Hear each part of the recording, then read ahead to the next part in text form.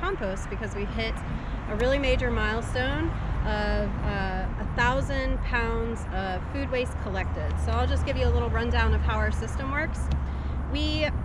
Our residents, we have 111 apartments, I believe, and we have given out about 25 buckets, and now residents are actually providing their own buckets. We collect their food waste. So we collect anything raw of vegetables, fruits, coffee, eggshells, anything like that. No meat, no dairy. Once a week we send out a text message and we say, hey, place your compost outside, and we pick it up.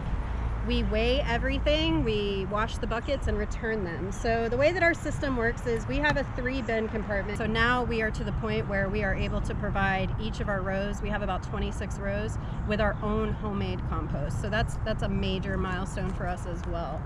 So the 3-bin compartment works. We always want to have a ratio of 60-40, and that ratio is 60% green. So that's your food waste, that's your that's what we're collecting from you, and then the 40% is brown. So that could be the coffee, leaves. A lot of farmers are getting spent grain from the breweries.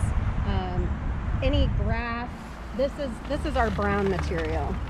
So you can see I just got this out of the rows earlier when I had mowed and just raked the grass. So what you can see is the reason we layer is we want to have our food in here. So all of the food waste gets dumped, and you can see it's starting to break down. I believe the temperature is between 130, 160.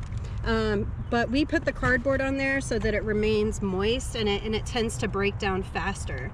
The crazy thing is that this entire bin will be full, and then 3 days later it'll start breaking down and it'll be only a third full. So what the idea is that you're moving it, you're churning it each twice a week maybe, and it starts to break down, and what that compost does is it makes dirt, what would naturally happen in the environment. So we flip it from bin to bin, and you can see this is probably the next step. So we've got it right here. This is starting to break down. It's real moist, but we're not quite there yet.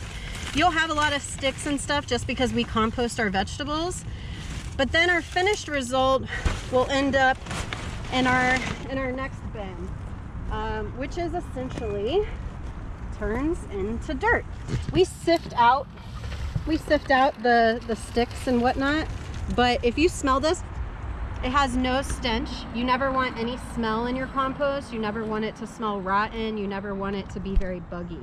So we've essentially created our own dirt, and this goes right back into our field and allows us to build our soil each year more and more. So hooray to 1,013 pounds of food waste, and we can't wait to see what we get for the rest of the year.